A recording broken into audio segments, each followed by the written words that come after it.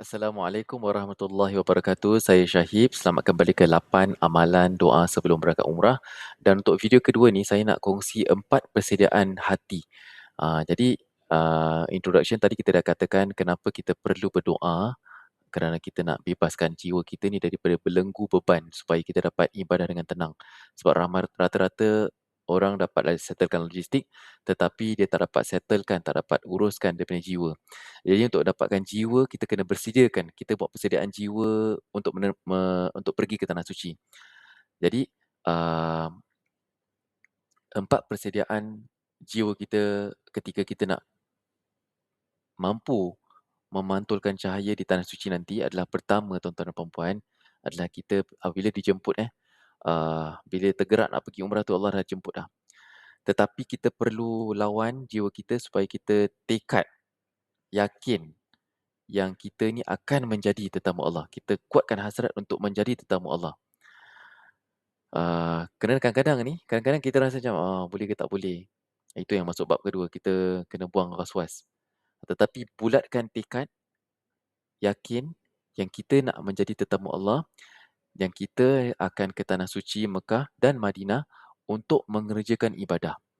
Yakinkan diri, tekadkan jiwa untuk menjadi tetamu Allah. Itu yang pertama. Kedua, tuan-tuan dan puan-puan, buang was-was. Kita kena buang. Sebab apa? Kadang-kadang kita ragu-ragu.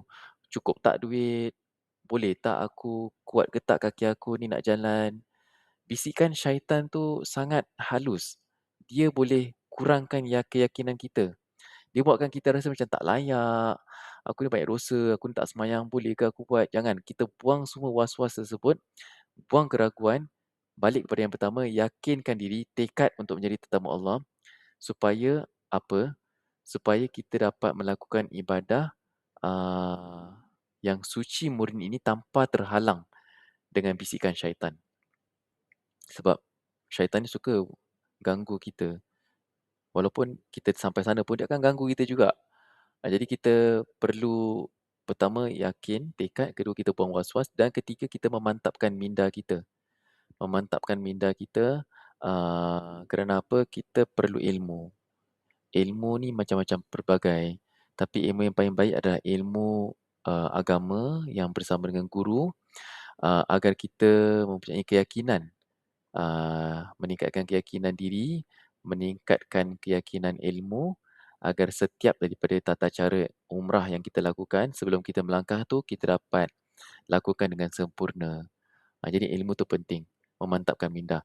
Dan yang keempat, apabila kita dah sampai sana, sebelum kita sampai sebenarnya kita mempersiapkan kita punya hati kita agar kita dapat untuk membalas cinta daripada Nabi sallallahu alaihi wasallam.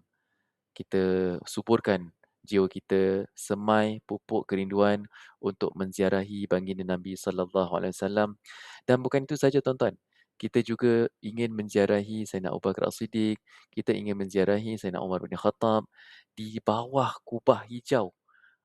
Di bawah kubah hijau di Madinah bukan ada Nabi SAW sahaja tetapi ada juga sahabat yang Allah takdirkan bersama-sama di bersebelahan dengan manusia yang paling mulia iaitu Nabi Muhammad sallallahu alaihi wasallam. Dan juga kita niatkan untuk belajar sirah, belajar sejarah yang berada di Madinah, Mekah, di perkuburan Baqi', di Masjid Al-Quba, Masjid Qiblatain dan sebagainya. Dan ini perlukan ilmu dan ini perlukan travel lah. Jadi kalau anda berhajat nak menziarahi dengan suasana pembelajaran, boleh consider Rihal Travel lah. Rihal Travel bersama dengan saya dan juga Ustaz Hidayat dan juga Ustaz Amir dan juga beberapa asatizah yang kita pilih yang dapat membantu anda hidupkan umrah anda, perjalanan anda. Dan tak kisah siapa saja, insya-Allah tak ada masalah. Insya-Allah kita jumpa pada video akan datang yang kita akan kongsikan 8 langkah ataupun doa yang dapat menenangkan hati kita sebelum kita pergi menunaikan umrah. Assalamualaikum warahmatullahi wabarakatuh.